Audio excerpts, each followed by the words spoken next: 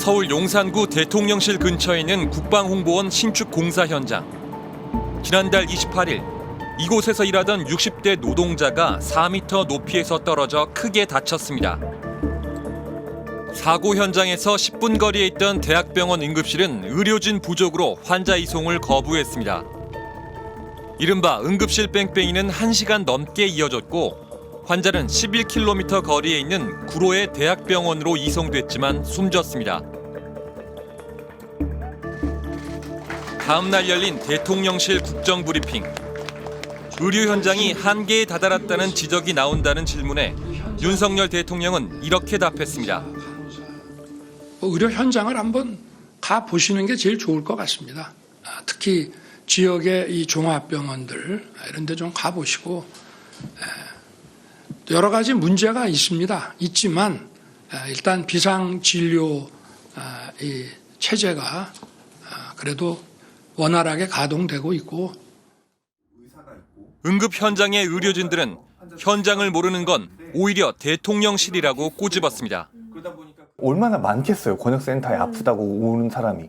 근데 몸은 저 혼자니까 그걸 다 듣고 판단해서 가장 죽음에 가까운 사람만 골라서 제 몸이 한도에 딱 되는 데까지만 봐야 됩니다. 이게 지금 권역센터에서 간신히 운에 기대서 운영하고 있는 방법이에요. 아주 위험한 의료 행위를 지금 하고 있습니다.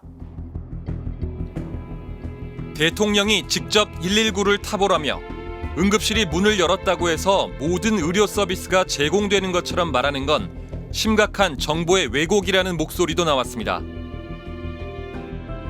추석 의료 대란이 벌어질 수 있다는 비판이 거세지던 가운데 윤 대통령은 의료 현장을 찾기 시작했습니다.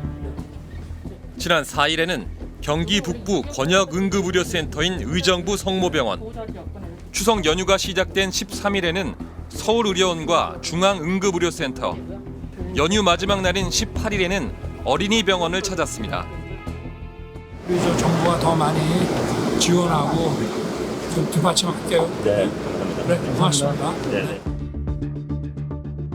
응급실로 위급하지 않은 환자가 몰리는 걸 막겠다는 취지로 정부는 추석 직전 경증 환자의 응급실 진료비 부담률을 50% 수준에서 90%로 대폭 올렸습니다.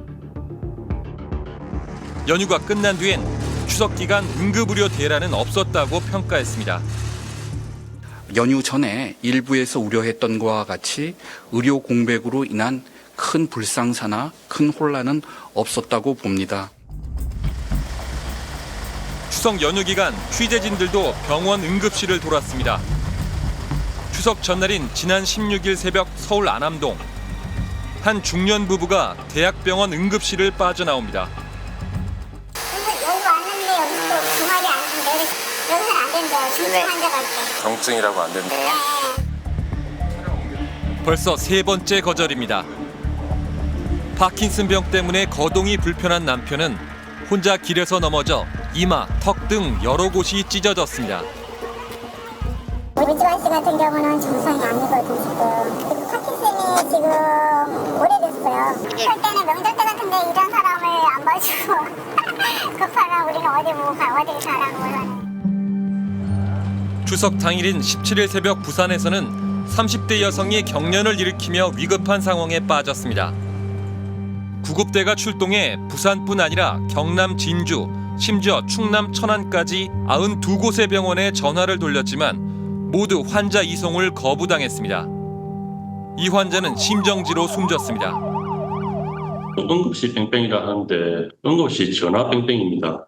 전화를 병원에 이런 환자를 데리고 가는데 받을 수 있느냐 물어보면 여러 가지 이유로 오지 말라는 거죠.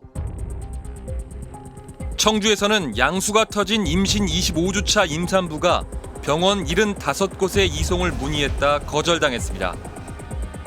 결국 충북도청이 나서 6시간 만에 병원을 찾았습니다.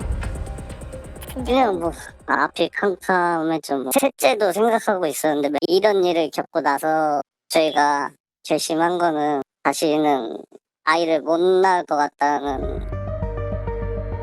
아이가 밤새 40도가 넘는 고열에 시달렸지만 비싸진 진료비 때문에 뜬 눈으로 밤을 지샌 엄마도 있습니다.